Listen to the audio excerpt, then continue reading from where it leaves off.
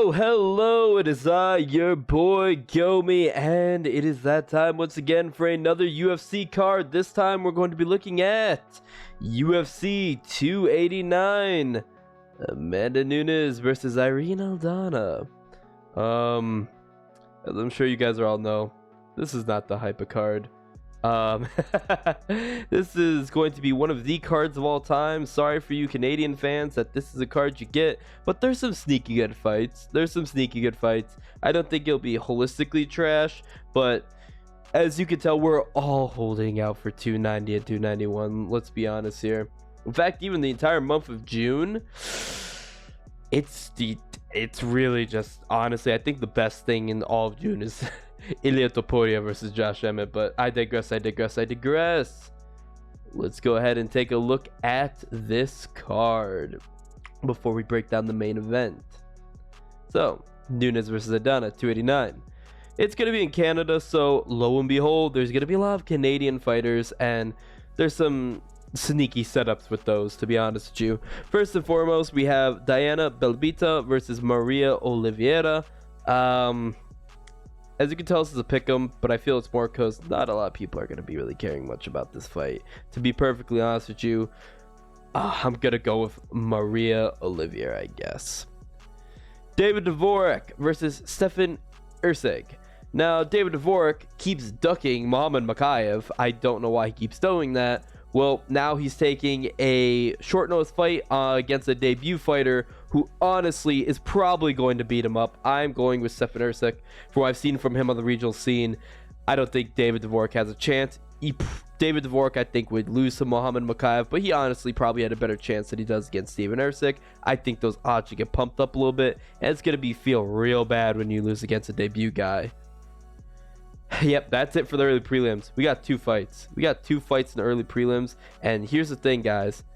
Okay, thank God. I was about to say, they're only going to stretch that out for an hour, so that's good. Kyle Nelson versus Blake Bilder. Now, Canadian guy, yes, but Blake Bilder, I've seen better from him. He's not the best as well, too. I believe he's only on a 1-fight win streak, if I remember correctly. Oh, no, not that. I believe he's only on a 1-fight win streak, if I'm correct, or is it 2? It's 1. Yeah, it's a 1-fight win streak.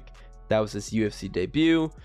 Kyle Nelson, not the best, to be perfectly honest with you. Most of the other Canadian fighters are set up a little bit better than he is, but yeah, I'm going to actually be leading towards Blake Bilder. Kyle Nelson, from what we've seen from him, is not that good. He's fought some decent guys, but he just had a draw against, I believe it was Choi. He had a draw against.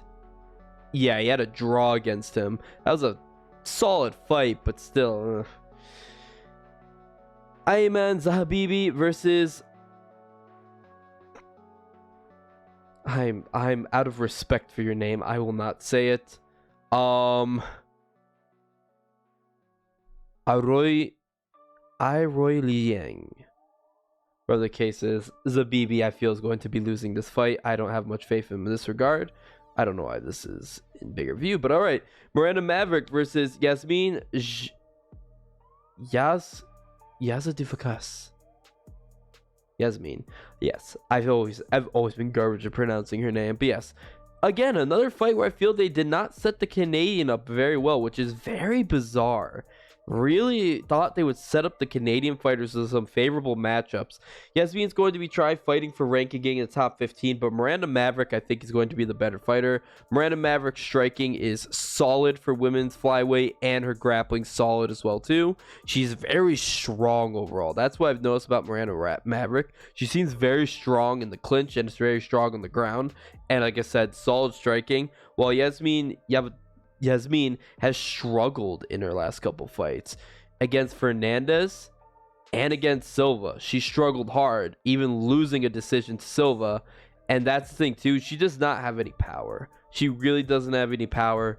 I'm going to be leaning towards Miranda Maverick all day, and she's a heavy favorite to show. Now we get to some good fights. One fight that was supposed to be on here and a massive hit to the card was you're supposed to have Khalid Roundtree Jr. murdering Chris Dawkins, but he ain't getting that, which sucks. Nasruddin Imavov versus Chris Curtis is actually going to be a pretty solid fight, not gonna lie. Chris Curtis always puts on banger fights. He cries about them afterwards when he eventually either he loses or something happens, wherever. Yeah, I may not like his babyish attitude in the outside the cage, to be honest with you, but I'm not gonna say he doesn't fight. Oh man, he fights. He brings it on, and that's definitely gonna be a fun fight to watch. It's just that Nasruddin, I don't think he's a good dance partner for Curtis. Because Nasruddin, I'm gonna be honest with you, man, he's pretty boring. He's pretty boring. His fight against Strickland, his fight against Buckley, like, he makes these exciting fighters fight pretty poor. Well, I'm not saying Strickland's an exciting fighter, but Nasruddin has a habit of doing that. He made the Buckley fight very boring because honestly, he doesn't push the pace. He just picks at you from range because he is a long, tall, and massive middleweight. Like, that dude's long.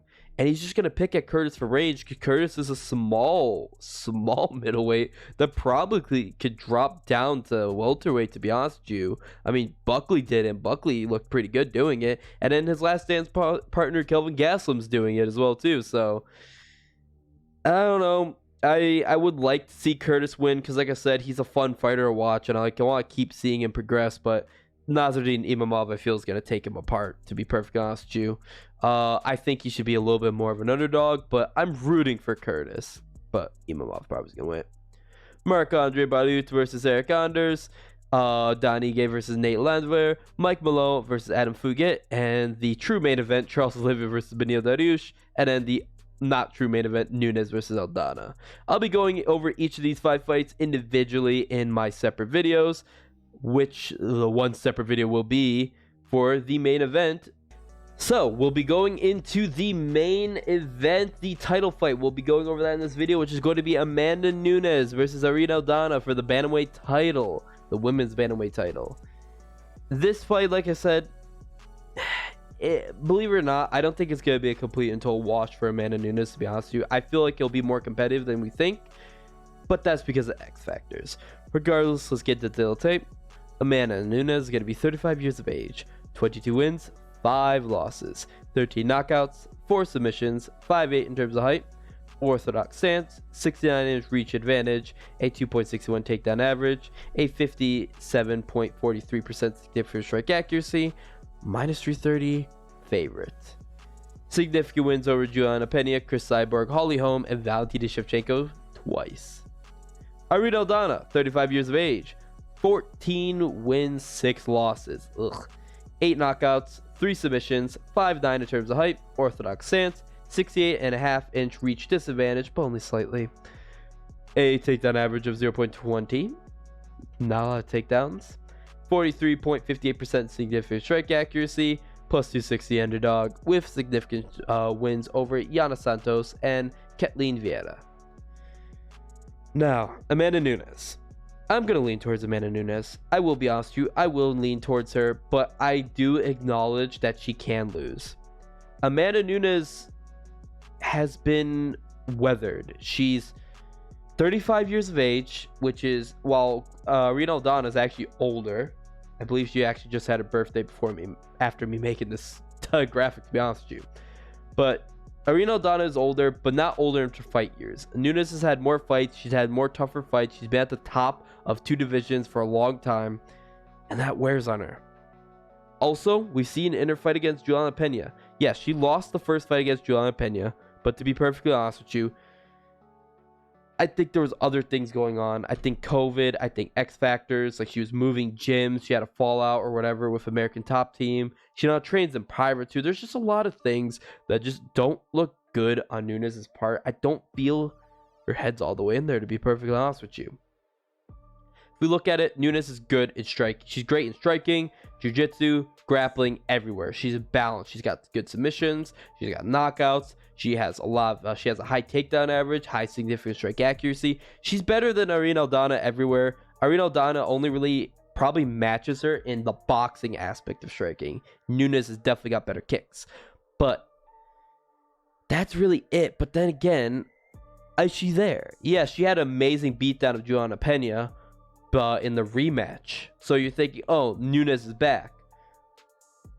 No, because again, Juliana Pena was on a 1-fight win streak going into the fight against Nunes.